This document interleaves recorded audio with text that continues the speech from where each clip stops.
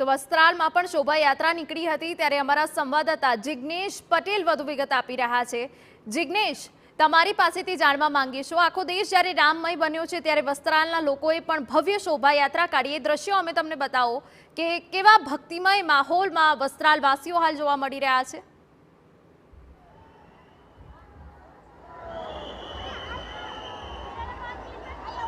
હિના, સમગ્ર વસ્ત્રાલની વાત કરવામાં આવે તો દેશ જ્યારે સમગ્ર રામ ભક્ત બની ગયો હોય અને ખાસ તો રામના નારા સાથે સમગ્ર દેશમાં જય શ્રી રામના નારા ગુંજતા હોય તો આ જ પ્રકારે વસ્ત્રાલમાં પણ અલગ અલગ પ્રકારના ટેબલો સાથે ભવ્ય શોભાયાત્રા કાઢવામાં આવી છે। આ ભવ્ય શોભાયાત્રામાં એક બે નહીં પરંતુ હજારોની સંખ્યામાં રામ ભક્તો જોડાયા છે। મોટી સંખ્યામાં બહેનો માથા પર કળશ લઈ અને ધાર્મિક વિધિ અનુસાર જ્યારે કોઈ પણ શુભ શરૂઆત થતી હોય ત્યારે ગંગા પૂજન થતું હોય છે અને આવા જ કંઈક આશય સાથે વસ્ત્રાલમાં હજારોની સંખ્યામાં બહેનો માથા પર કળશ લઈ અને તેઓ શોભાયાત્રામાં જોડાઈ છે। એક બે નહીં પરંતુ સંખ્યાબંધ લોકો જય શ્રી રામના નારા સાથે જાણે કે વસ્ત્રાલ ગુંજી ઉઠ્યું હોય તે પ્રકારના દ્રશ્યો વસ્ત્રાલમાં જોવા મળી રહ્યા છે।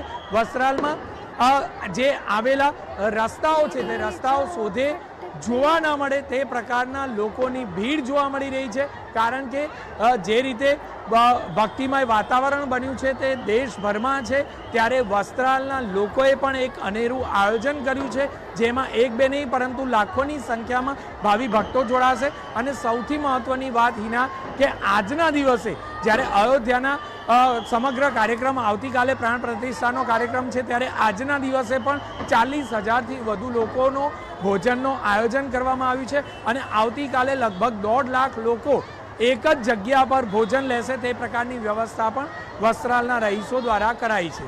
બિલકુલ જિગ્નેશ, એ દ્રશ્યો જોઈ શકાય છે કે વસ્ત્રાલ વાસીઓમાં ખૂબ જ ઉમંગ જોવા મળી રહ્યો છે અને કળશ સાથેની આ ભવ્ય શોભાયાત્રા નીકળી છે। એ દ્રશ્યોમાં પણ અમે તમને બતાવી રહ્યા છે, હજારોની સંખ્યામાં રામ ભક્તો ઉમટી પડ્યા।